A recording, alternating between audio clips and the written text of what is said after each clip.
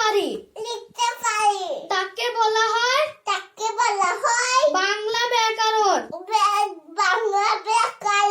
বাংলা ভাষার জন্ম কবে? বাংলা ভাষার জন্ম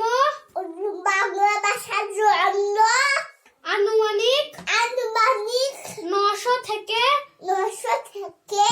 1000 খ্রিস্টাব্দের মধ্যে।